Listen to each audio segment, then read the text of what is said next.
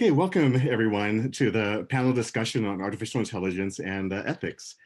This panel is brought together through the coordinated efforts of the MIT SDS program, history faculty, and Department of Anthropology, and finally the Comparative Media Studies writing program. I'm Fox Harrell. I'm professor of digital media and artificial intelligence in both the Comparative Media Studies program and the Computer Science and Artificial Intelligence Laboratory, CSAIL. I'm also the director of the MIT Center for Advanced Virtuality. And today I'll be the moderator for the panel. I'm really pleased to have all of you here together with our panelists. We're going to be looking at this discussion as an opportunity to raise issues about broader currents in computer science, in AI, and in society. It turns out that it's not only social scientists and humanities researchers who are raising concerns about the realities and directions of AI. Many students, many faculty in engineering are also voicing hesitations about many aspects of it, something that few of us have seen with previous technologies. So I'm really pleased to introduce the esteemed set of panelists that we have today and then moderate the discussion following their presentations. So first, let's welcome our panelists, Stephanie Dick, Paul Durish, and Sophia Noble.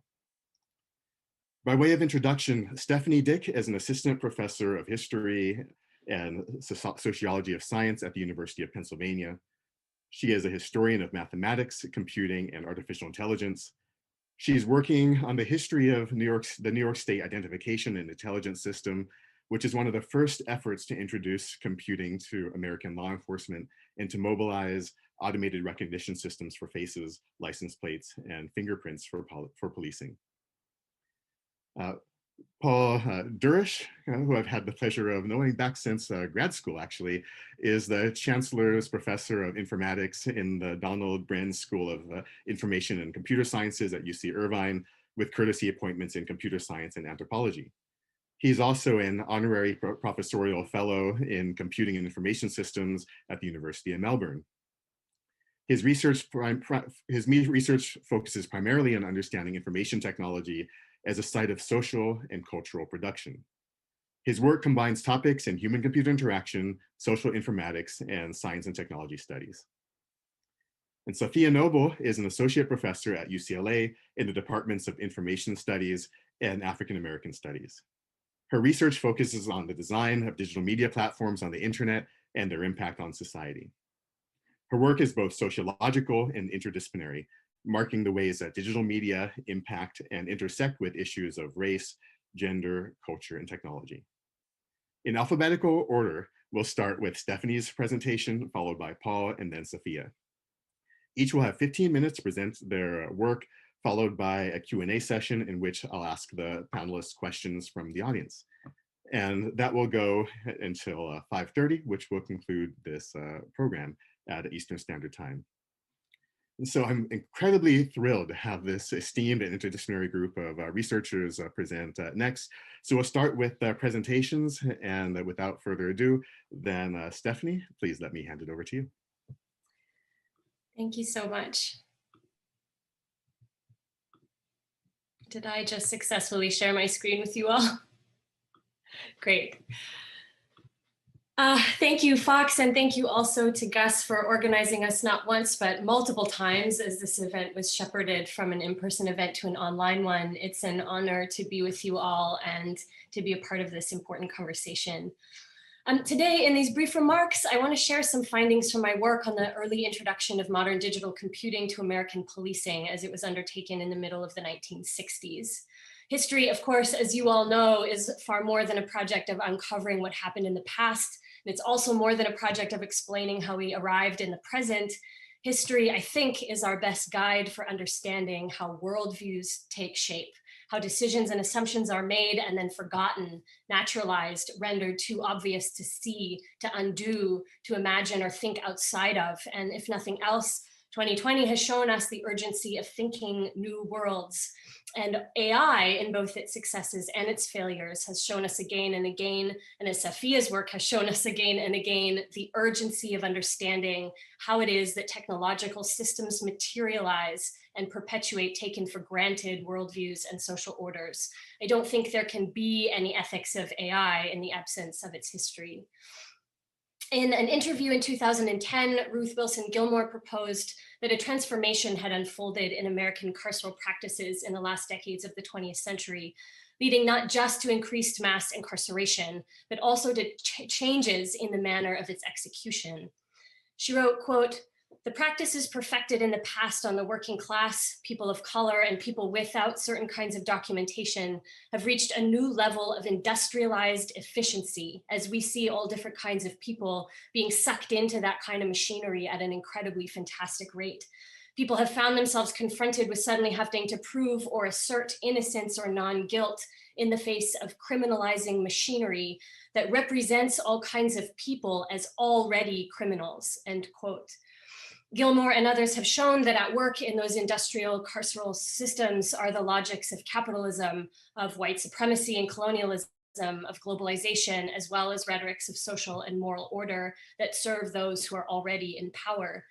But as has become increasingly the subject of urgent activism and scholarship today, there are also actual literal machines at work in that criminalizing machinery. Facial recognition software, surveillance technologies, predictive algorithms, massive carceral databases. These are the technological infrastructure that scaffolds and materializes ideological, economic, and political projects of mass incarceration. Criminality, of course, is a construct. This is one of the main takeaways from Gilmore's work, as well as abolitionist organizations like the Carceral Tech Resistance Network and the Coalition for Critical Technology, who claim and show us time and again there is no objective fact of the matter about who is a criminal and who is not. Criminality is constructed on the one hand, of course, always relative to the law, which is itself a moving target in history and made up usually by people who hold substantial political power. Criminality is a racial construct, a social construct, an ideological one, set up, as Gilmore has so clearly articulated, to in advance include and exclude certain people and their behaviors. But criminality is also a technological construct, and it is the historical character of that construction that I want to explore briefly today. It is no accident that law enforcement felt to Gilmore like an industrial system. It was intentionally and explicitly designed as such during the 1960s. And in particular at that time, law enforcement was fashioned as an information processing system, one in which every criminal justice event inaugurated a process of data collection, data processing, data circulation that determined how people would be moved through the rest of the system, courts, prisons, parole. Freedom and incarceration, guilt and non-guilt were states of this system, nodes in these flow diagrams, configurations of these component parts. The first attempt to introduce modern digital computers to institutionalize the information systems processing vision of law enforcement was the New York State Identification and Intelligence System, or NYSIIS, that was inaugurated at the behest of Governor Nelson Rockefeller in 1965. But the systems view that informed the development of the NYSIIS system was ported out directly from the American Cold War defense establishment. In particular, it was a direct application of systems engineering, an approach to problem solving and planning that was developed during the Cold War, and in particular, of course, at the RAND Corporation. For those unfamiliar, RAND was tasked at the end of the Second World War with the study of what future global wars were going to look like and with the development of strategies for winning them. This was a complicated problem given immense uncertainty about what future wars would look like, what countries would fight in them, where, with what technologies and weapons at hand. And systems engineering was one approach to that uncertainty, drawing itself from control systems engineering and operations research and cybernetics. Rather than worry about all of those specifics, systems engineering treats the world in terms of the relations of parts, abstracting away from governments, infrastructure, weapons, geography, the formal and mathematical relationships they believe obtained between them, and especially focused on what information circulated between or should circulate between the component parts of a system in order for it to operate optimally. Basically, everything could be seen as a system, from governments to guns to the economy. And in fact, of course, early artificial intelligence research in the hands of Rand consultants Alan Newell and Herbert Simon was itself predicated on the assumption that both human minds and modern digital computers could be abstracted into information processing systems as well. And this view that systems could be optimized and controlled by focusing on the information that circulated between component parts was central to American imperial aims to control military, ideological, and political developments worldwide, but from a distance during the Cold War. And this way of thinking traveled from the defense establishment into public policy, social science, and governance. Jen Light at MIT, David Giardini, Joy Rohde, Hunter Hake, and others have explored how defense perspectives, systems engineering foremost among them, traveled from the international Cold War defense strategy to domestic governance. It was the application of military thinking to domestic affairs. The particular vision of law enforcement as an information processing system that required management and optimization came in particular from this report, the final report of the National Commission on the Causes and Prevention of Violence that was commissioned by Lyndon B. Johnson in 1968, which proposes that, quote, it's commonly assumed that these three components, law enforcement, the judicial process, and corrections, add up to a system of criminal justice. But a system implies some unity of purpose and organized interrelationship among component parts. In the typical American city and state and under federal jurisdiction as well, no such relationship exists. From the hands of police to the jurisdiction of courts, behind the walls of prisons, then back onto the street, the inefficiency, fallout, and failure of purpose during this process is notorious. The proposal or the report suggests that violence in America was caused in part by the failure to integrate and manage that system.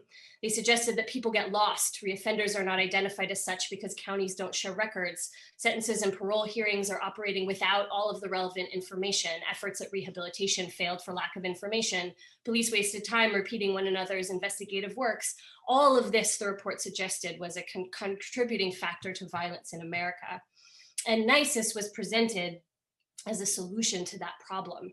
Like the systems engineers, NYSIIS would stand at a distance from all law enforcement agencies concerned with the information that each was responsible for gathering, centralizing and standardizing it, and facilitating and overseeing communications between them through the installation and centralized connection of input, output, and computing terminals in all of the law enforcement agencies.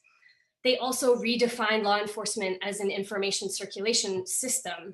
Criminal justice events, circled here in red, initiated a path through a flow diagram that branched according to whether or not this was an arrest event, whether those involved were already in the system, in which case it would be updated, or not in the system, in which case new records would be created. And once all of this information was recorded appropriately, then it would also be sent to other agencies where relevant, exit nodes circled here in green, and added to a file oriented around statistical crime analysis here in yellow. NYSIIS developers then charted paths through all of the rest of the law enforcement system, from the commission of a crime, marked here with a red X, to various forms of incarceration symbolized below the arrows by human figures enclosed in boxes of various shades of yellow, to those various off-ramps to freedom above the arrows marked by human figures stepping out of yellow boxes.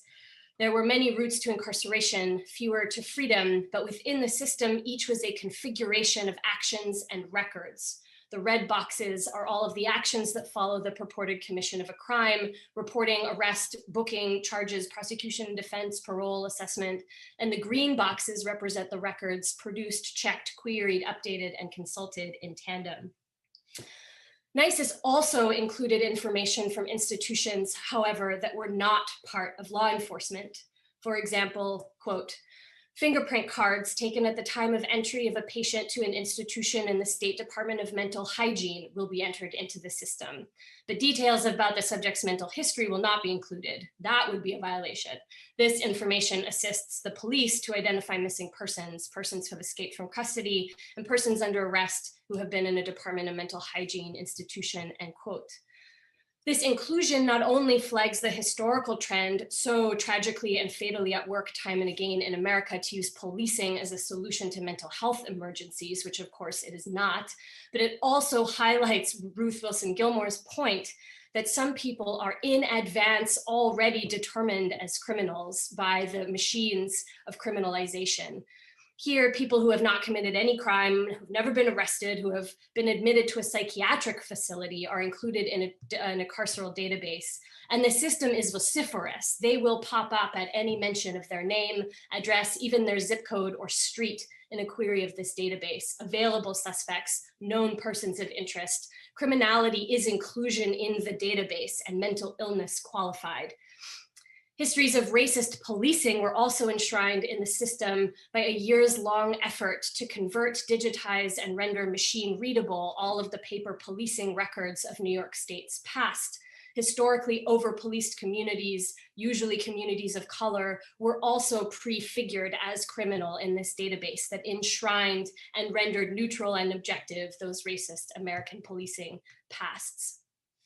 In order to explain the functioning of this system, the NYSIIS development plan charts the path of one fictional Charles J. Smith, a white man down and out who commits a robbery and is then shepherded through the carceral system one document at a time. He's arrested, fingerprinted, tried, charged, incarcerated at Attica prison, eventually released on parole, and then finally freed, finding his off-ramp on the yellow square. But this whitewashed paper journey betrayed nothing of the lived reality of this carceral system. Had his journey been real, Charles Smith in the suit would have been incarcerated at Attica in 1971 during the time of one of the most important prison uprisings in American history that's been the subject of scholarship by people like Dan Berger, Johanna Fernandez, Ruth Wilson Gilmore, and of course, Heather Ann Thompson. At the time of this uprising, thanks in part to the efficiency afforded by the NYSIIS system, Attica was operating way over capacity with over 2,200 incarcerated people in a facility that was designed to hold no more than 1,600. The conditions were appalling, unlivable. 54% of those incarcerated there were Black, 9% Puerto Rican.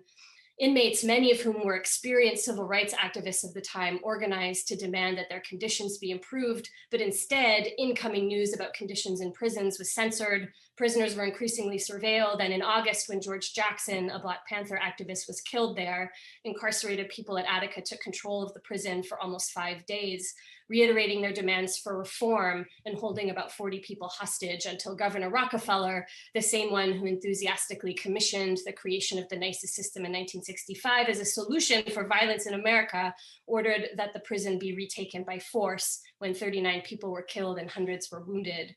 The reality and lived experience of the carceral system in New York State made very clear that there was no path to freedom that passed through Attica prison, no matter how well or how badly earmarked by a paper trail. It was a site of trauma and violence. NYSIIS enabled the more efficient execution of an already existing worldview in which policing would be called a solution to social problems like mental illness and poverty, and in which historically police communities, as well as mental health patients, were prefigured as criminal. But NYSIIS, of course, was primed by the neutral distance and independence afforded by systems engineering to not be responsible for anything like this. NYSIIS had nothing to do with the actual imprisonment or incarceration of people. NYSIIS was neutral at a distance. The separation from law enforcement was in fact one of the 6 founding principles of the system. Quote, a state information service only. NYSIIS has no operational functions and therefore has no powers, duties, or facilities to arrest, prosecute, confine, or supervise. It will not have the pressures of or be in competition with any existing criminal justice agency. Rather, it will serve them, end quote. NYSIIS absolved itself of the unlivable violence and reality of scaled-up mass incarceration and intensified policing through the 1960s and 70s by saying, we are just here to serve, we are not responsible, when in fact their system expedited increased capacity for surveillance, information sharing, as well as the impression of objectivity and accuracy, which was everywhere responsible for the realities and increasing scales of incarceration at this time. NYSIIS was heralded as a great success. It became the template for national efforts at the same systematization and centralization. Policing databases spread through the country, and some politicians, as well as the ACLU, defense lawyers, and activists sounded an alarm, especially worried about threats to privacy. So in 1964, Congress began their first hearings about criminal justice databanks. They set out to investigate whether there was anything wrong with the system, whether people's rights were being violated, whether they were being maintained safely, and so on. And I've read the hearings in their entirety, and this is the point I want to end with today. There is not a single place in the 1,000 pages of transcripts from these hearings where any person looked outside of that system, outside of the flow diagram. They found huge maintenance problems, no surprise there. Data collected where it shouldn't have been, data not erased when it should have been, no security in place to protect the data in many cases. Can a person's rights be violated at this node? How about this node? How about this node? But no one questioned the system and all of the assumptions about what law enforcement is, about what problems policing is meant to address, about what criminality is, or about what computers do.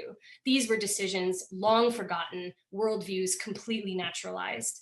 Abolitionists like Sarah Hamid, the founders of the Aid to Abolition movement, Ruth Wilson Gilmore, and many others have been making this point loudly and clearly for a long time, and especially this summer, that attempts at police reform often reinforce the underlying logics that operate within law enforcement. Technical systems can foreclose worlds, they can foreclose political possibilities, as well as set the terms of their own critique and accountability if we let them. As Ruha Benjamin put it while talking about diversity at Penn last year, quote, "Real power is being able to define the problem space that technology is supposed to solve. Inclusion doesn't just mean including more diverse people in an agenda that you have already set. Similarly, accountability and ethics in AI cannot just be checking that the systems work the way they are supposed to. It's not about making your facial recognition software work properly or finding the right constraints for your classifiers, which it looks to me to be what most of AI ethics is about today. It is about understanding the worldview that is materialized in your technical systems, learning to recognize it, and when necessary, dismantle it, or at the very least, think outside of it." Thank you.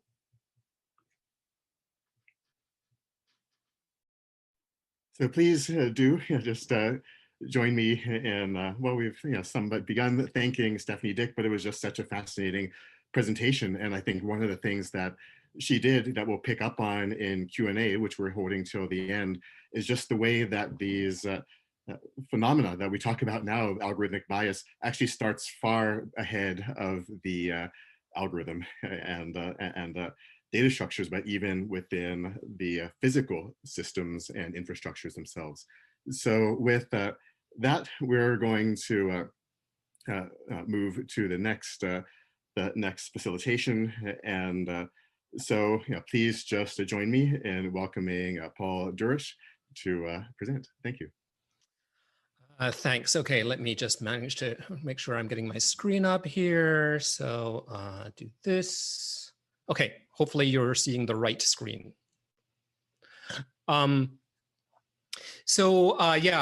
First, thank you so much to the organizers. It's a delight to be here in some sense of being, and also to be speaking alongside Sophia and Stephanie today. So that's lovely. And I'm going to approach this in a different way than Stephanie just did, but I think there's some thematic relations. Basically here today, I have 2 points I'm going to make with a really awkward and bad segue in the middle, but that's just what it is. So let's just see why that's not doing it. All right. So during the summer's wildfires in California, a dear friend of mine lost his home in the forested mountains above Santa Cruz. So he sent us these dreadful photographs showing basically not a stick standing of this property that he'd owned for decades. And so sort of like, reporting on what was going on. This email came to a number of us who were anxiously following what was happening. One of the people to whom this message was sent uses Google's AI-powered system for automating responses, the one that attempts to make it easier for you to respond to messages by suggesting what your response might be. And so its response to the photographs and the images were these three options: congratulations, exclamation point, wow, exclamation point, and thanks for the update, exclamation point. The reason I'm using this example is that these kinds of situations are not exceptions or outliers to our everyday experience of artificial intelligence. Indeed, to the extent that AI has become a more and more prevalent aspect of daily experience, that experience is largely one of AI's failure. AI fails continually, and AI fails blatantly. AI's failures are essentially impossible to ignore, and yet ignore them we do continually, both in our own experience and in how, as scholars, we approach the question of AI and ethics, of what AI might do, and of how an ethical framework might be constructed. Many of the examples, of course, of AI's failure are trivial ones. The fact that AI believes that I want a karaoke machine, I can assure you I do not, or that I might eat gluten-free honey cornbread. I'm leaving to one side the question of why it thinks I might want to buy a book entitled A Practical Guide to Leaving Academia. I don't care to investigate that one too much. But these ones are, these of course are relatively trivial, but there are many examples that are much less trivial where the manifestation of AI failure is a curiously absent part of the conversation. So for example, with respect to the Cambridge Analytica Facebook debacle 4 years ago, there was at work there a curious credulousness about the operation of data analytics, and indeed about Cambridge Analytica being simply able to do the things that it claimed to be able to do. The conversation was largely about the problems of intrusions into our personal data, and not the way that a set of basically low-level scammers were able to persuade people that they could change people's behavior. It's worth bearing in mind that the previous venture of the Cambridge Analytica founders was a service they provided to retailers, telling them what scents they could plug into the air conditioning of their stores in order to subliminally influence people to engage in impulse purchasing. This is simply not a plausible model of how it is that human behavior operates. So I want to try to separate out our concern for the insidious nature of data harvesting, data surveillance, and privacy violations from a sort of credulousness about a theory of mind and behavior change that I don't think most social scientists would subscribe to. Similarly, when we read things like, I took this article from The Guardian about, the AI gaydar, the AI application that can determine whether you're gay or straight from a photograph. The correct answer to this is not, oh my God, that's a terrible thing. I would suggest that the correct answer should be, no, it can't. It's simply and obviously not the case that AI can do this. And indeed, it subsequently turned out that this was all nonsense. But so the question I want to ask essentially is what are the sources of that credulousness? Why is it that we offer to AI and to AI researchers this believability about what it is they can do, and what is that doing for us? And I take inspiration from some of the work in feminist political economy. So in The End of Capitalism as We Knew It, Gibson Graham suggest, they ground their resistance to capitalist political economy in a skepticism about the centrality of capitalist economic relations to everyday life, suggesting that one of the reasons that it's been so hard to displace is essentially there was less of it around than in the first place than we might choose to imagine.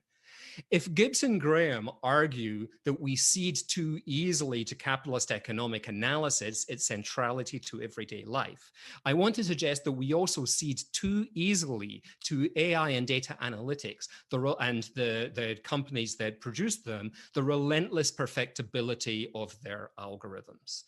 We cede too easily to them the idea that they do what it is they set out to, and that they do what it is that they can promise to, and that it's those promises that should be the focus of our attention. I want instead to put our attention not on the promises, but on the actual practical lived experience, and ask, what would it be to have an ethics that places failure in a central position, that acknowledges failure and works from failure as the basis of understanding what kinds of moral lives we want to live with and through algorithmic systems? And an ethics of failure is going to have many different kinds of components. In some of the writing I've been doing lately, I sort of suggest first a foundation of failure, which is the recognition that the failure of these systems is always with us. It's not an unusual or aberrant situation. It's in fact the basis of the operation of those systems, and not something that can be refined away. It's not something that can be iterated through with the algorithms tuned and improved, and by analogy with what Stephanie was saying as well.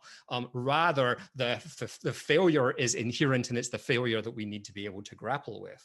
I want to sort of suggest also a primacy of failure, that is that things fail first. They fail before they succeed, if indeed they ever succeed. And indeed, when we encounter success, success is often actually a failure that we fail to recognize as such.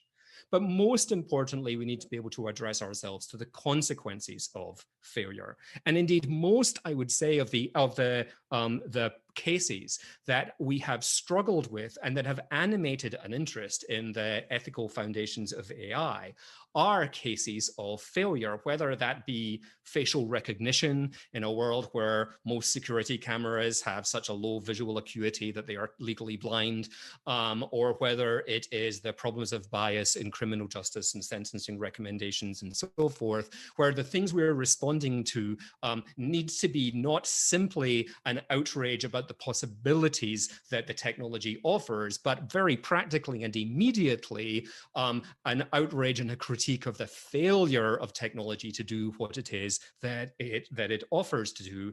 And that allows us to start to ask this question again about credulousness, and how is it that this rhetoric of perfectibility circulates in these conversations, both scholarly and public, and what are the dangers associated with that. Let me move on through my really bad segue into move to a meta level and discuss a slightly different kind of failure, which is the failure of the term ethics itself as a form of engagement with contemporary technological practice. Or if failure is overstating it, at least the inadequacy or the insufficiencies of the term.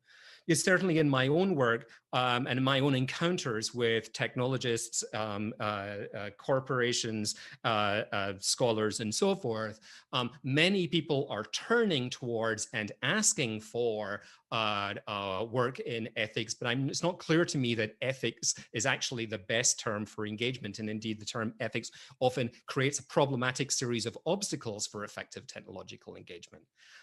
There are a number of those. I'm not going to go through all of them in detail, but I'll speak quickly to a few of them. The first is the problem of determinacy, or what I sometimes call the Santa Claus theory of ethics, which suggests that what moral philosophers do is spend their time making up lists of what things are naughty and what things are nice.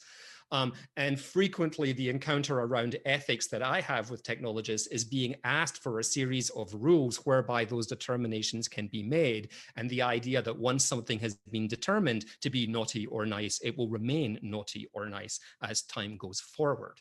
A second is a problem of compliance that's thrown up even by our use of the word ethics in most Anglophone countries, not in the US, but elsewhere in other Anglophone countries. Ethics is the name for the committee that we in the US typically call an institutional review board. And doing ethics or getting ethics is the procedure of receiving an administrative go-ahead for the research that you want to do. And this relies on what the English philosopher Elizabeth Anscombe calls the legal compliance theory of ethics.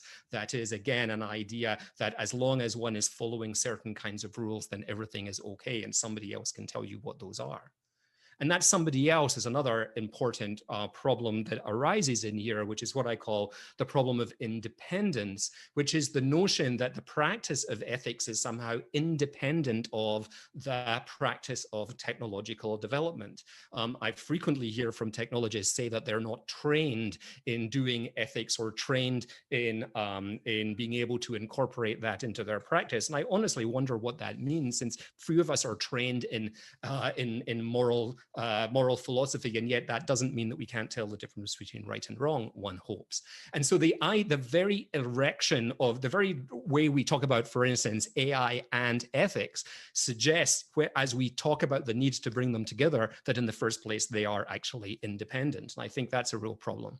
But the last and perhaps most serious problem for me is the problem of foreclosure, the way in which the language of ethics forecloses other languages for discussing the relationship between AI and society, between technology and society, between data and society. It forecloses a language of regulation. It forecloses, perhaps most importantly, a language of politics. It suggests, again, in relation to this notion of determinacy, compliance, and independence, that a determination can be made and then we're done. It's okay. Everything is either naughty or nice, good or bad, allowed or not allowed, which leaves no place for a sort of agonistic pluralism. It leaves no place for the notion of a political struggle. It leaves no place for the idea of the multiple disparate points of view that are being brought together in temporary alliances and will need to be reconsidered and refought and re-struggled for continually. Right now, what we're seeing, and I see across the country and beyond, is any number of computer science courses turning to try to teach Aristotle when perhaps they should be teaching Langdon Winner. It's not clear to me that ethics, as it's construed, at least by the engineering mind, is actually the way to approach these problems. However, we certainly recognize that the word ethics isn't going away. It's the word we're going to have to deal with. It's our body of work we're going to have to deal with. And so why I might like to displace the notion of ethics, I don't think I'm actually going to manage to do that. So there are two bodies of work that in my most recent research, I've been turning towards as a way of trying to address some of these problems. The first is work in feminist care ethics, and the idea here of an ethics that places relationality at the core, an ethics that places mutuality at its core, an ethics that isn't about the cultivation of the ethical self, but is about a collective experience and a collective series of commitments that we can work through about, again, how we want life to be lived. The second is work from decolonial theory, particularly with respect to the thorny term in artificial intelligence of autonomy. And again, a notion of autonomy that, that can rest upon collectivity and sociality rather than radical independence.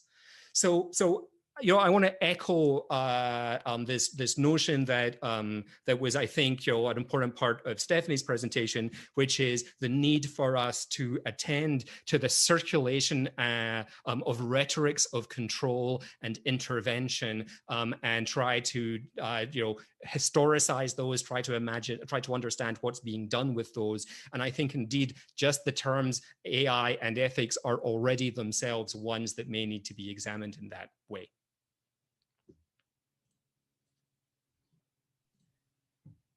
So please also join me in thanking Paul for the fascinating presentation. Just as one observation as we segue to Sophia, it reminds me of actually something that a good friend and mentor, Joseph Goguen, used to say sometimes, which was that formal mathematical representations of ambiguous concepts doesn't make those concepts more correct. It just means you have a precise representation of something fuzzy. And in this case, you might actually say something more insidious is happening that Paul has pointed out, which is that we don't just have precise representations of the ambiguous, we have precise representations of the oppressive that people are more likely to cede authority to. So let me just let that as a segue, because I think that raises some of the kind of issues that Sophia is bound to enlighten us with. So thanks very much. And Sophia, please take it away. Thank you so much. This is such an incredible panel, and I just feel so honored to participate, and particularly mortified that my last name starts with N and not with D, because now I have to follow these two. So that didn't work out so well for me. I just want to offer that there were so many brilliant things said that maybe I can try to pivot in a little bit of a different direction, just as we kind of think about, you know, these questions about where computer science students and researchers are thinking into the future about, you know, reimagining education for computer science, and also for a variety of other fields that are interested in computing.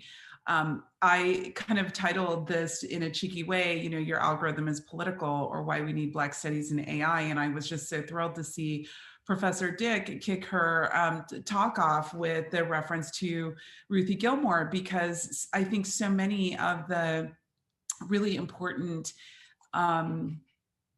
theorists of society are people who are coming out of fields like ethnic studies, gender studies, sociology, people who have spent their lives and their careers studying the impact of all kinds of phenomena in society on human beings.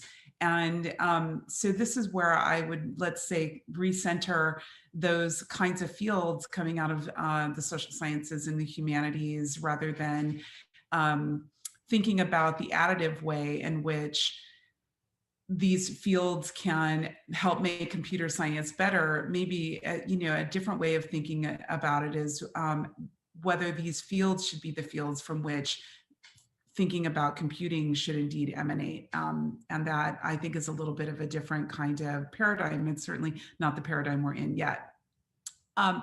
You know, there have been so many headlines over the past 5 years solidly about the harms of technology and the way in which automated decision-making systems and algorithms and AI are causing harm.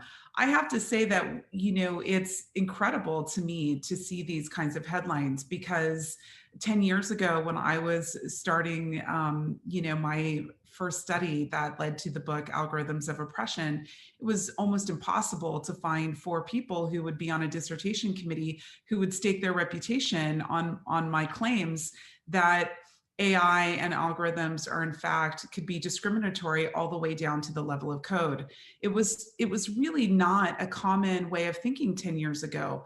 In fact, the way in which most computer scientists, I can tell you, the computer scientists who guided my career often challenged me and argued that computer science could not be racist or sexist, because computing is really, and code are really just math, and math can't be racist. And this kind of super hyper reductive logic and reasoning is, of course, to me, one of the most dangerous legacy strongholds in the fields, you know, broadly in engineering, which is to say that somehow there's some more neutral and reliable space that is trustworthy, that is in the fields of engineering, that leaves all of our subjectivities over in social sciences and humanities to something that is unstable and unpredictable and therefore unreliable. So just the kind of epistemologies that are grounded into what I chuckled when I heard Professor Durish say the engineering mind, because, you know, that really kind of represents a particular point of view about the way in which there are certain kinds of minds and logics maybe that are more stable and more reliable, or that aren't as open to certain kinds of paradigms and thinking. And so this is indeed, I think, what we're here talking about today is like, what are these kinds of mindsets and frameworks that inform the work? And so this is really important, because one thing that I've seen in my own career is that in 10 years, a lot of things can change. In a decade, a whole industry, cottage industry of thinking about discrimination and AI can emerge. And so this is one of the reasons why it's absolutely imperative that for students, as you are conducting your own research and thinking about things that are important to you, that you be persistent too in the insights that you have and engaging in a series of conversations and writing your work, even when you are in some cases writing into a void or writing into spaces that are so wide and are not really well, where ideas are not fully connected yet. And doing that work is also a really important dimension of what it means to kind of interrogate the issues that we've been talking about so far today. I share with you here some book covers and some people. These are, friends and colleagues from around the United States in particular. I put this slide together this summer after the uprisings for racial justice after the murder of George Floyd, and really in memory of people like Breonna Taylor and Ahmaud Arbery and so many names of people, because there was a moment this summer where everyone was starting to interrogate, especially in tech spaces. People were trying to ask themselves the question, what does my work mean in the face of struggles for racial justice? And I wanted to remind people that there have been people writing, Black scholars, women, LGBTQ, in particular, scholars and journalists who've been writing for a solid 15, almost 20 years about the complexities of the intersection of technology and society and the disproportionate effects, the disparate impacts on people of color around the world. And I think it's important for us to remember that these conversations are not only not new, but they have really shifted in the past decade as these new ideas about AI and ethics have also emerged. One of the things that I agree so much with Professor Dorish about the problems of using these words like AI and ethics is that it obfuscates in many ways the kind of structural analysis that you would see in scholars here, for whom we are interested in interrogating systems of white supremacy, of patriarchy, of class and power, of hegemony, of ways that already kind of frame the debate and frame the kinds of projects that come into existence. And this is incredibly important because what I see, and as I look across a lot of the work that has kind of emerged in the past, say 5 or 7 years in particular, is that it's actually the work of AI and ethics is really sought to defang and depoliticize the structural critiques about the intersections of technology into already existing hierarchies of power that indeed exacerbate those hierarchies rather than dismantle them.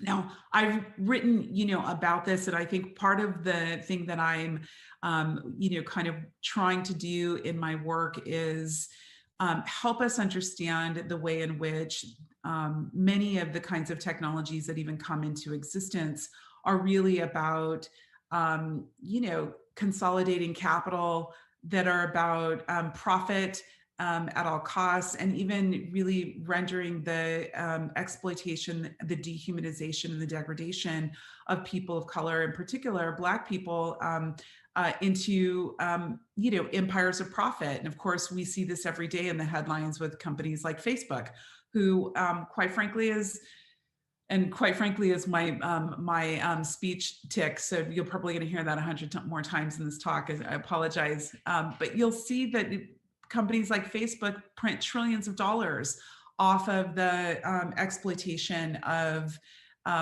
people of color around the world. And I think these are really important things that we have to keep in mind.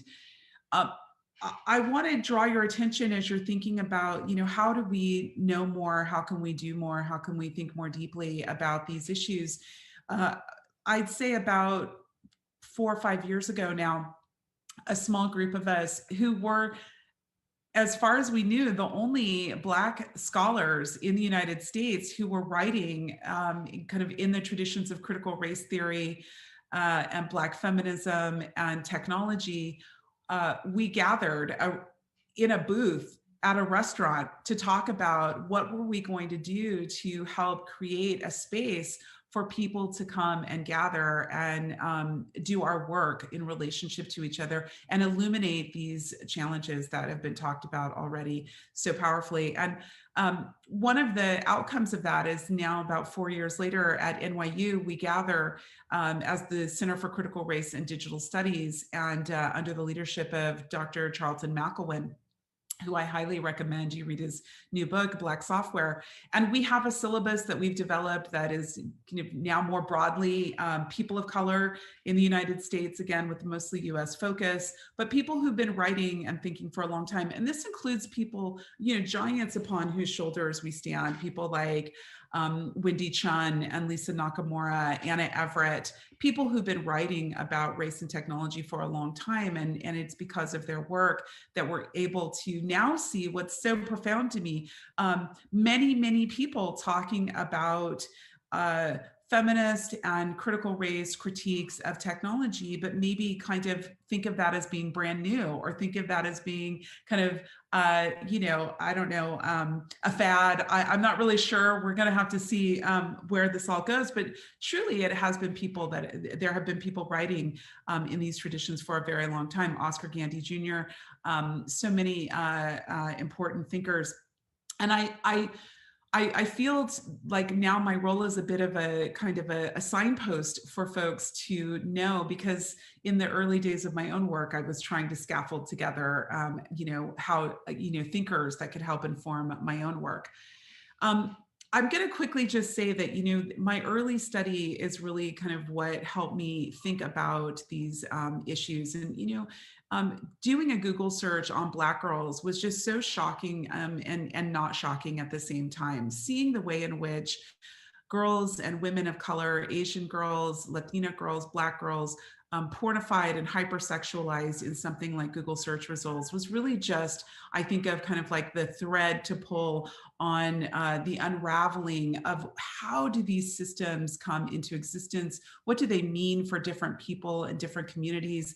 And who is rendered disposable or inconsequential in systems like these? And of course, this is so important to me because I'm coming out of the field of library and information science. I work in the iSchool at UCLA.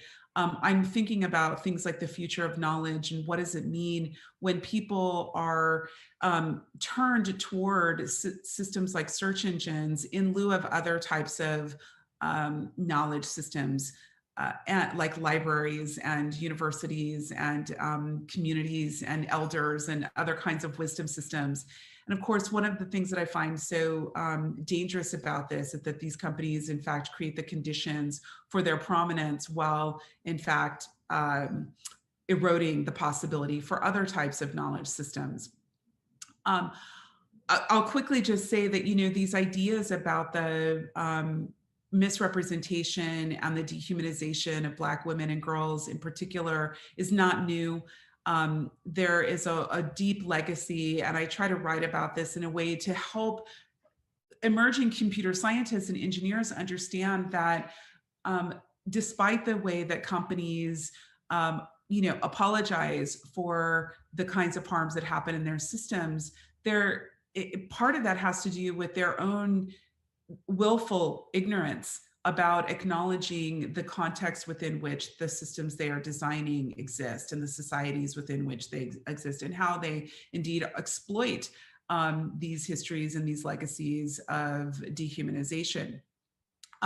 One of the things that I think is really important to remember, and this is something I tell my own computer science students, is that social inequality, anti-Blackness, the occupation of people's lands, climate change, all of the things that we really care about in this world that are central to understanding how to create a high quality of life for everyone on the earth, all of its inhabitants, is not going to be solved by an app. It's not going to come from tapping a piece of glass and a piece of hardware. And yet there's such a profound orientation in engineering programs to, again, thinking about the logics that Professor Dorish talked about and Professor Dick, we can see how that is just absolutely nonsensical, because even these devices are so profoundly imbued with politics, whether it's the mineral extraction that happens that reproduces colonial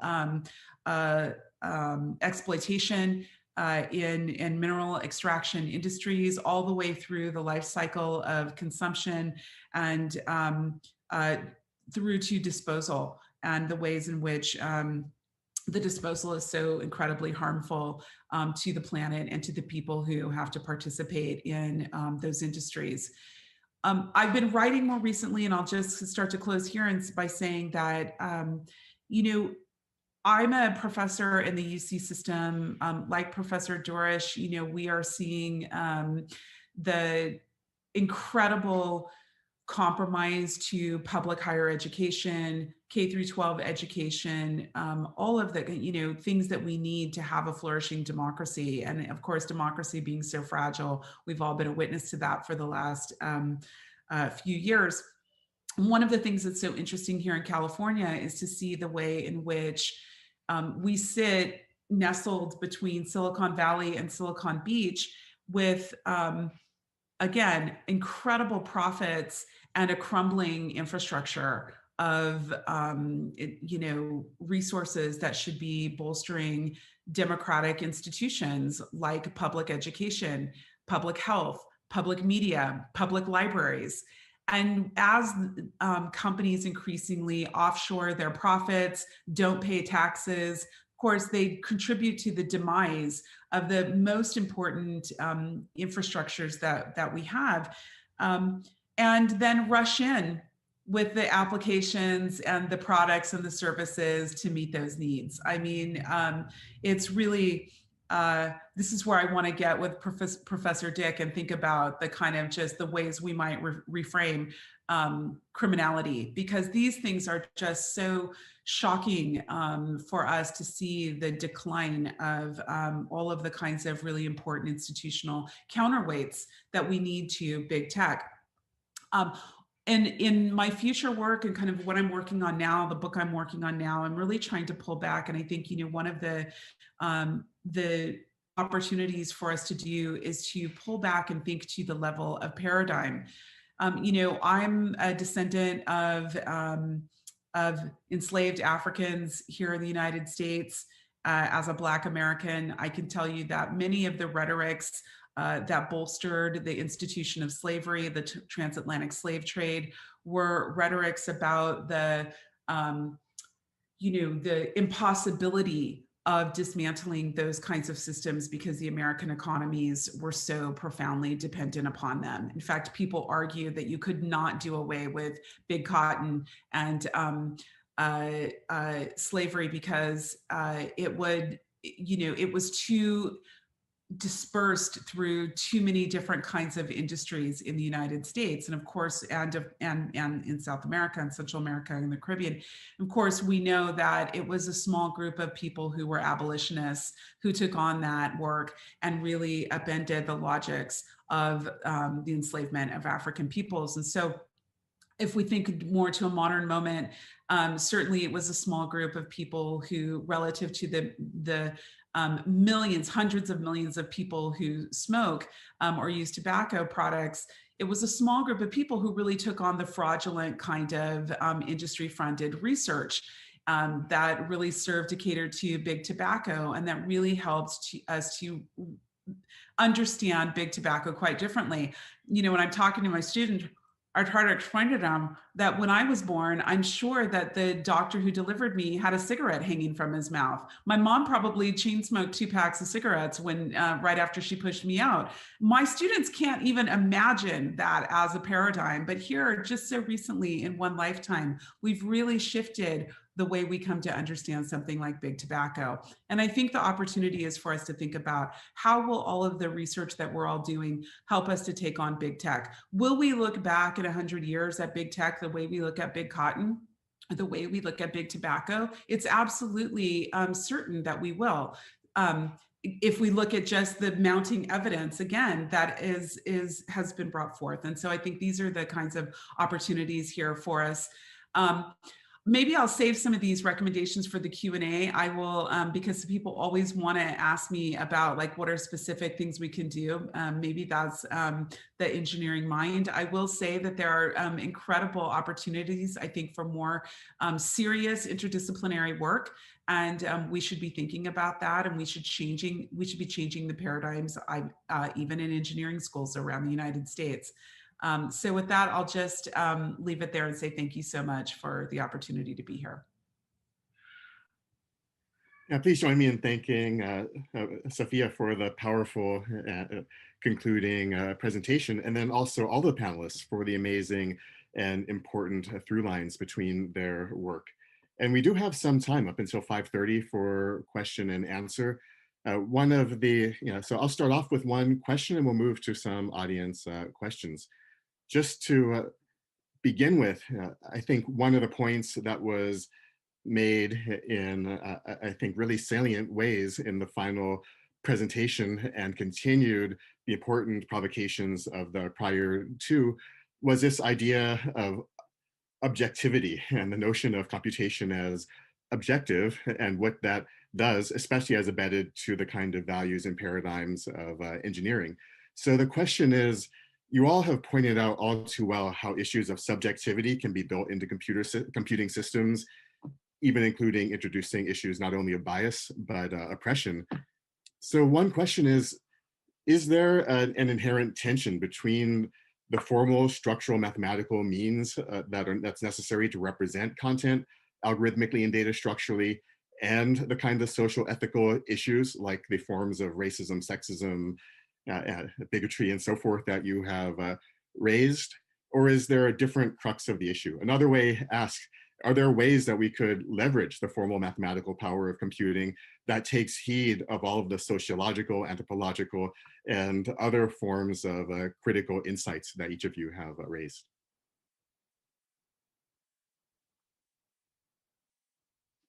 I guess I could jump in here. The first project that I've spent more of my life thinking about than this new one is about attempts to automate mathematics itself. And that seems like a really natural and intuitive project to undertake, given that we think of mathematics as being itself rule-bound, algorithmic, objective.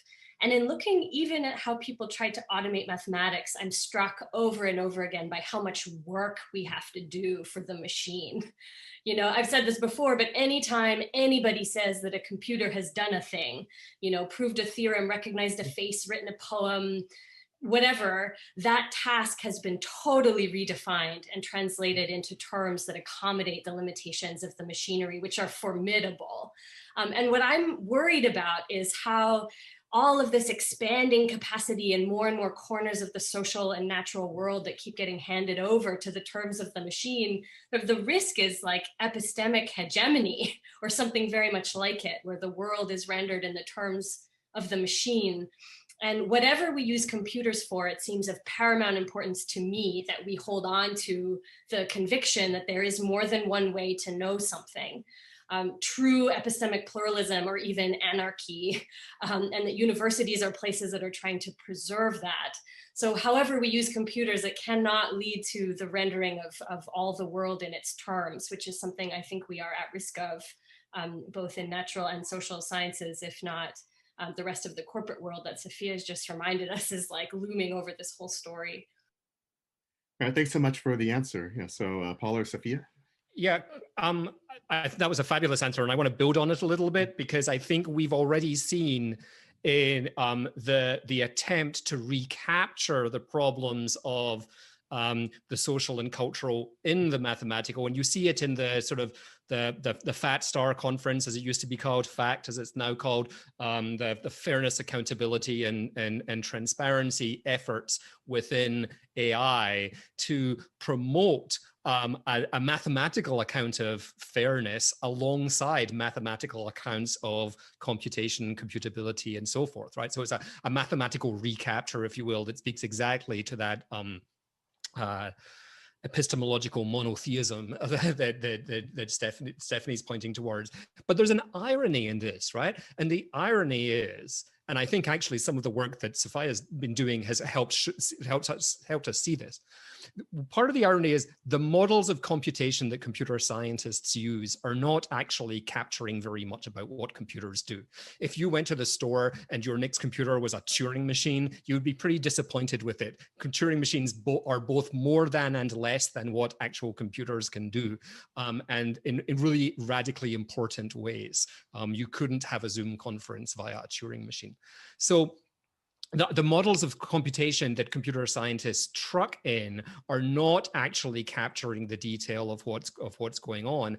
And I think many of the examples that have arisen around algorithmic bias and so forth help to underscore a narrative that says, look, the pragmatics escape mathematics here. The pragmatics escape formalized models. And even no matter how rigorously you can prove that your Bayesian classifier operates, that's not what's actually going on in the system when we look at how it's applied, when we look at how it's built up, when we look at how it's embedded in other kinds of things. And I think the work that social scientists have been doing in documenting and collecting and demonstrating the variety of other kinds of forces at work provides us with an opportunity, perhaps, to dismantle the centrality of that kind of mathematical reasoning within how we think about information systems. I hope so. Yeah, thanks so much, Sophia. Yes, I'd just add to that, one of the things we want to remember is that data is also a social construction. And this is one of the things that I think I really appreciated the kind of invoking of Langdon Winner, and I think of others, in the kind of STS tradition, really helping us understand and remember that representational concepts are actually representational, and there are a lot of details that fall out in representation. Representational models cannot capture the complexity and the nuance of a particular phenomena. And this is one of the reasons why we have other types of methods to understand the world. We have close readings, we have ethnography, we have interview, we have biography. We have a lot of ways of really capturing the specifics. And what happens when we start to look for representational models is there always is a model from which everyone else or everything else is deviant from. And we measure in these deviations. And I think this is very important. Well, this is kind of the central thesis of my work, is that model is always, always defaults back to a white male, upper middle class or middle class, North American or European, right, as a kind of model. This is the model that predates computing. If we talk about the model of ethics, if we talk about the language of ethics, we're still talking about Enlightenment philosophers all the way back to Greek philosophers that still prioritize that kind of model. So from which all other peoples become uncivilized and are actually what represent conceptually the binary. The binary, the original binary, is really about the binary between European peoples and African peoples and Asiatic peoples. So we want to remember kind of our histories of science. Otherwise, it gets very hard for us to talk about math conceptually representing things. And I think this is so crucial. And I've learned so much from my colleague, Twain Liu, who's a Chinese computer scientist. Some of you might see her on Twitter. She goes by @Twainis. And one of the things Twain has taught me is about the way in which, for example, she programs out of Taoist philosophy, which flies in the face of binary Aristotelian kind of classification. I mean, you don't even want to see her take down the calculus wars. Okay, and really understand, again, these early histories of math. So we can really nerd out on this if we want to, but we're going to have to not enter in the 1960s or the 1950s in the United States. We're going to have to really go back to the beginning and unpack it, and then think about how theories of math are actually different in different parts of the world as they're applied and conceptualized. And I think this is one of the things that we're learning when we step outside of the United States too. Well, you all have made such powerful points on this. I mean, it actually makes me think of one, Frantz Fanon's critique of Manichaeanism and binary racial constructions and their oppressive power. Also, Irving Goffman's idea of stigma and the normal. So what Professor Noble just mentioned, Irving Goffman famously described the normal that the stigmatized are defined in relation to as something like male, white, Protestant, Christian, of good health, young, and so forth. His point being that even if you fit into that category, within a few years, you won't fit that category anymore. There is no normal, so it's just a construct, but many systems are defined in relationship to that abstract normal. So let's move on to some of the Q&A that we're getting from the audience. So to begin with, Kelly Wegman, who is a graduate student in comparative media studies here at MIT, is noting that it seems there's a large gap between academic work that does critique of technology versus engineering, or even some of the more socially inflected areas of engineering like HCI, and that they tend to speak in very different languages. And so Kelly is asking, how do you see practically bridging this gap between academic traditions and languages of them in order to improve systems? Or is that the wrong way to look at it? Should we focus on something else? Well, I'll say quickly that, when you start, I used to work at the University of Illinois at Urbana-Champaign, which is the top 5 computer science program, or at least it was when I was there. And I can tell you that many of the students there AP tested out of English, AP tested out of most of their humanities kinds of required courses. I know that some engineering programs require it, but to imagine that you go through 4 or 5 years of university and you're still kind of rolling on your high school English criticism skills is frightening to me. So when you look at kind of the curriculum, this is a place and an opportunity for true interdisciplinarity. You shouldn't leave an engineering program and you don't understand certain types of words. I tell my students all the time, especially my CS students, you have no business designing technology for society. You don't know anything about society. You don't have any vocabulary words, no theories of society whatsoever. How can that be? We would never allow that to happen in any other domain. We would never allow people in medicine, for example, to know all about chemistry and nothing about biology.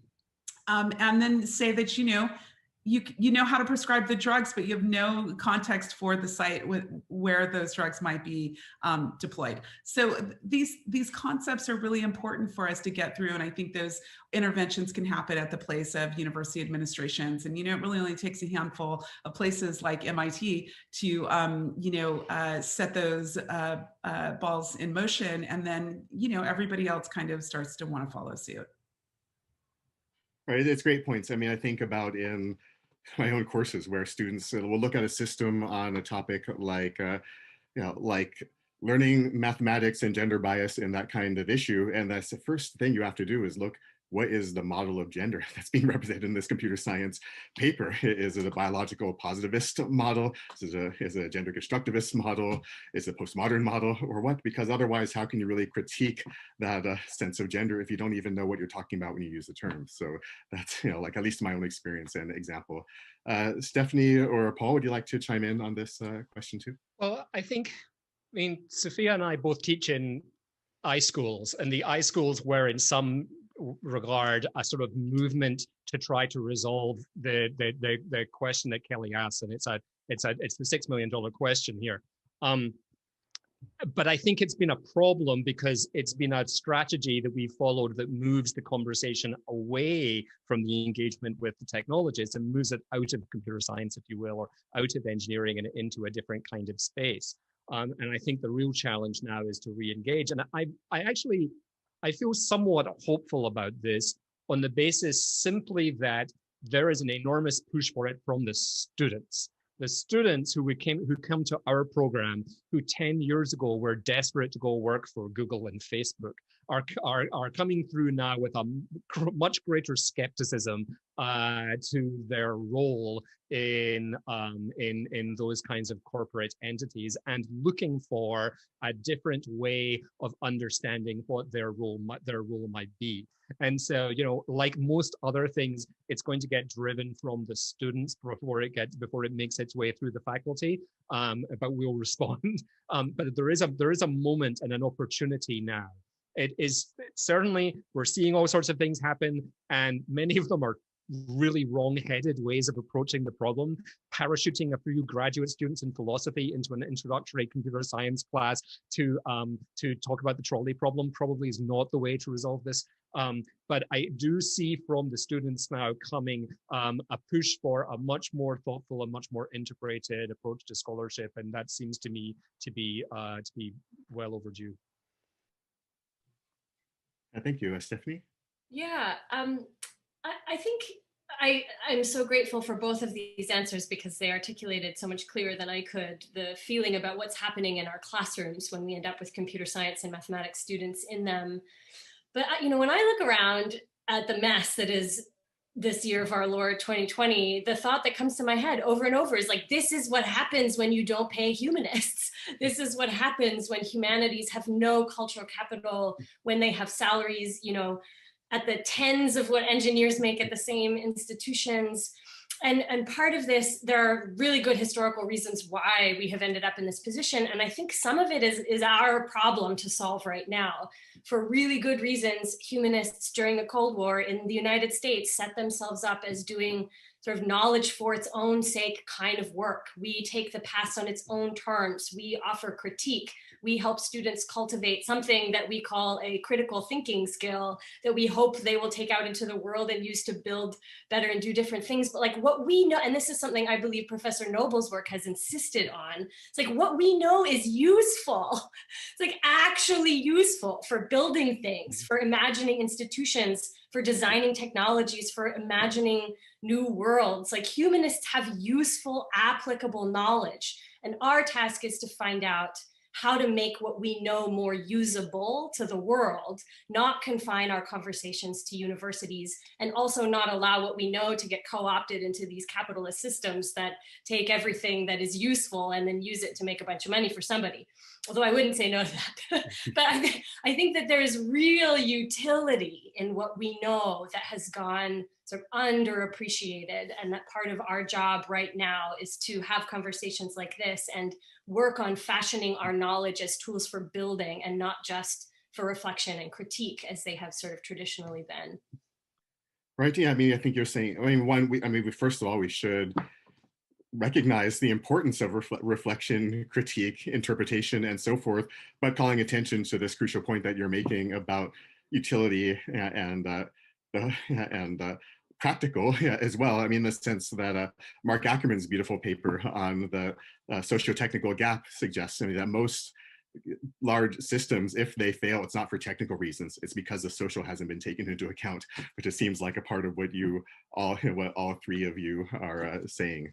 And so segueing to the next question, it looks like we have two others that have come in. So one here, that is short, so I'll move to this one next, is how can we create a line then, and this is picking up on that thread of utility, between critical academic work, such as you've been describing here, and policy?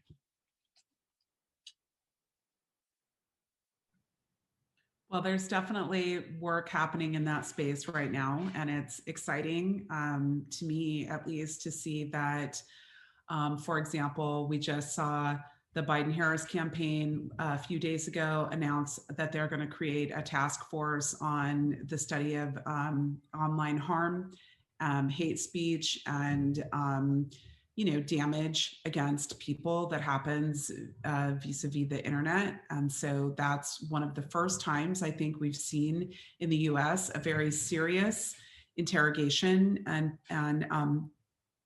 federal policy step toward looking at that issue. And that is something I think we should be watching to see who gets appointed there.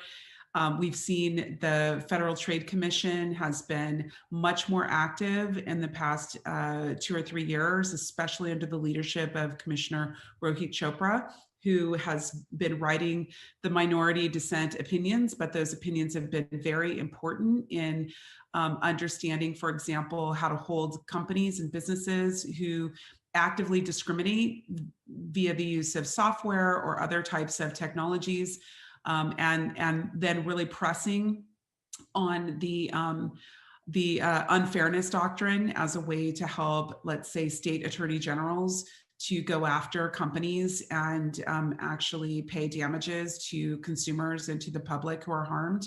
The new Department of Justice, case against Google, which is disappointing, but is a step. I mean, it is an opening. The first opening we've had in about 20 years since Microsoft was had a case opened by the DOJ. So if you're following along with public policy in the US, you'll see that there are some movements that are happening. Certainly the antitrust hearings have been really insightful and important. And the level of questions by the Congress is getting a little bit better each year. They're improving from an embarrassing starting point.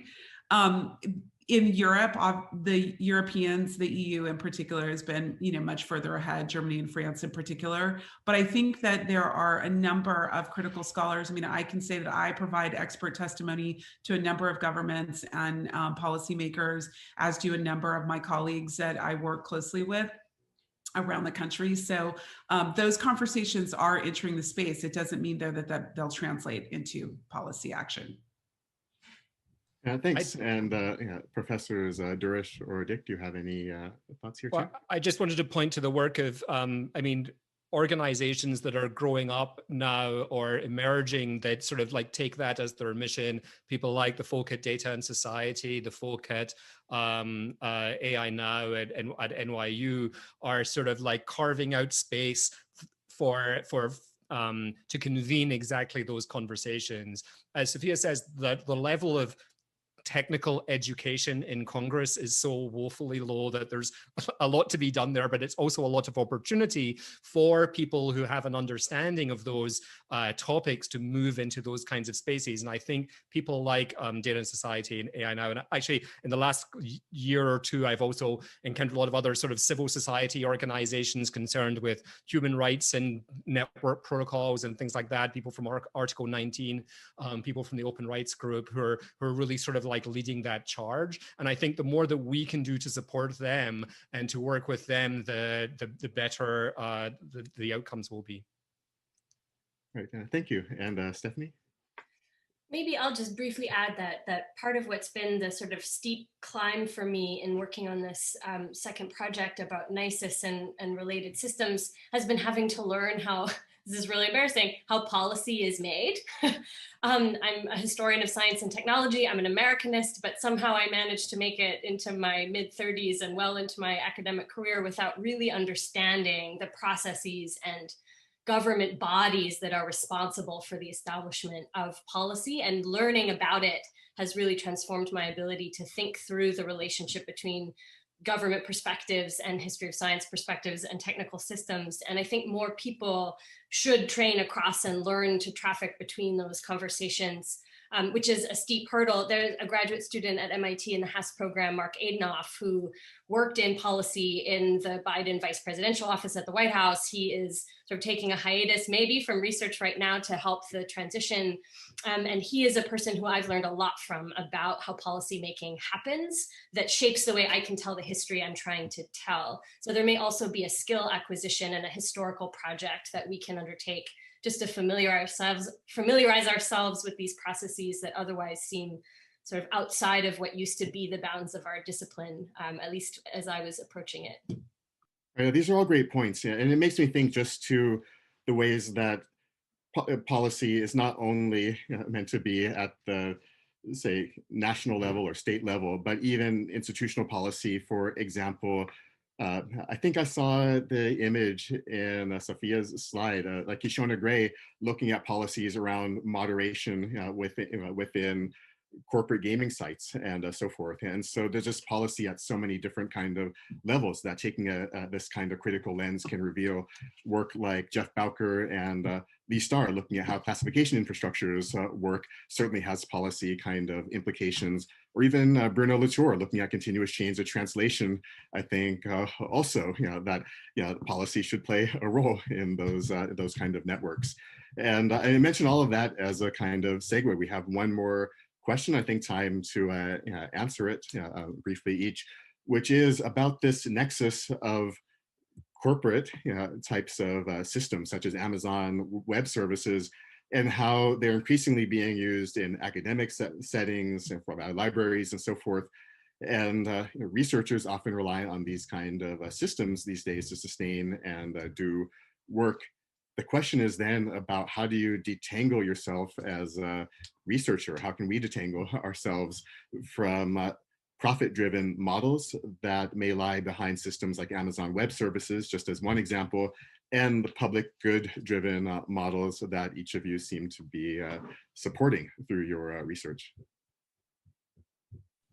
Well, I can try to jump in on that because I think it's important to recognize as a starting point the specific material configurations of those different technologies.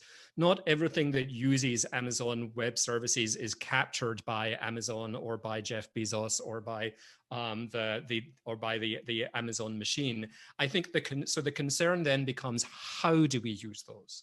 In what ways do we use them? For what do we use them? With what kind of critical perspective do we use them? It's a question that's especially relevant at the moment. Here we are gathered on Zoom. Zoom has done very well from the pandemic. That's how my university is doing everything. I'm sure it's how most of your universities are doing everything. And there are some genuine, very worrying aspects to how it is that Zoom goes about its business. But nonetheless, there are ways in which we can ask, how do we make use of these kinds of things? I'm thinking, for instance, of the now successful lawsuit that Christian Sandvag at Michigan and Kari Karahalios at UIUC in partnership with the ACLU brought to legitimate the use of algorithmic tools to examine algorithmic bias, actually using tools to do that sort of critical work, which at first was deemed as an infraction of the Computer Fraud and Abuse Act. And so it was illegal by most people's terms of service, but has now become legal thanks to their lawsuit.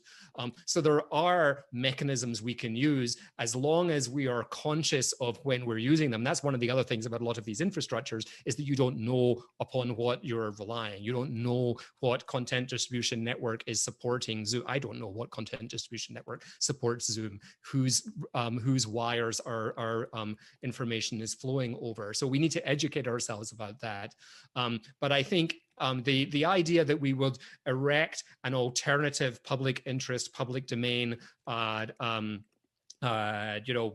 infrastructure at the same time is largely foolish.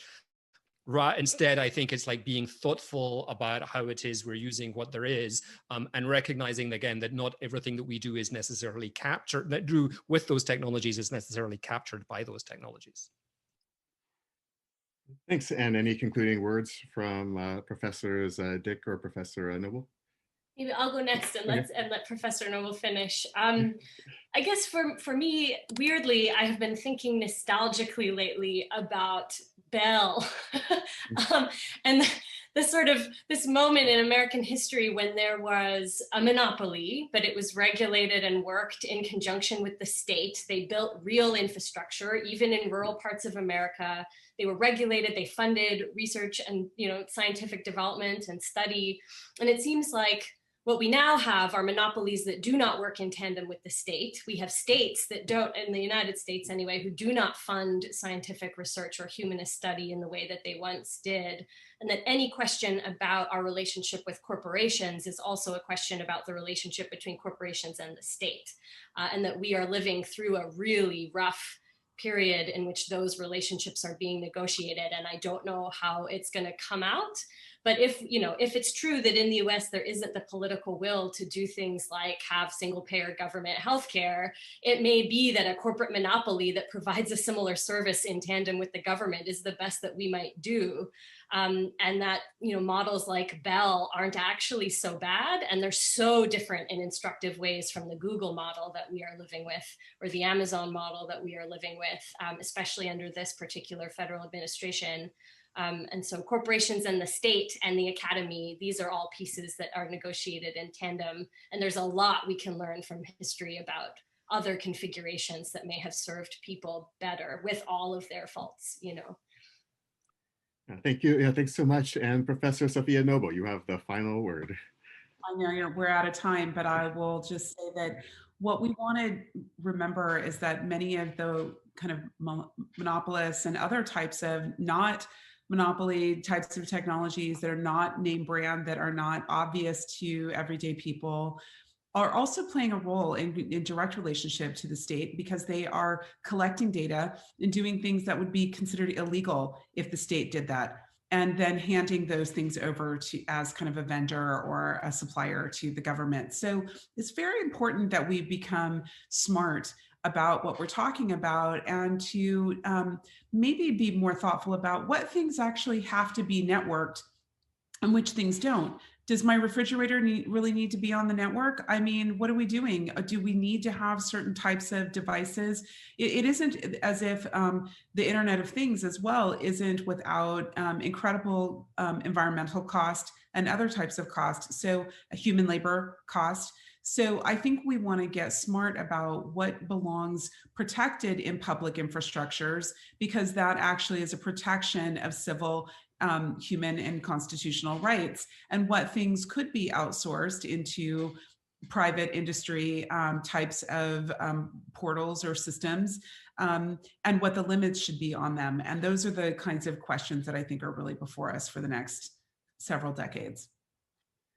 Well, thank you so much. I mean, so we've reached the end of the time for today, but I want to not only thank you for the discussion today, for your insights and views, but also just say that I'm also just personally honored. I think I would speak for everyone who's attending, just to benefit from the kind of critical wisdom that each of you have shared. So today's program is being recorded. That's just important to note. So that will be available on the STS program's website at MIT soon. And with that, I want to just thank everybody and wish you a good night or afternoon, as it may be.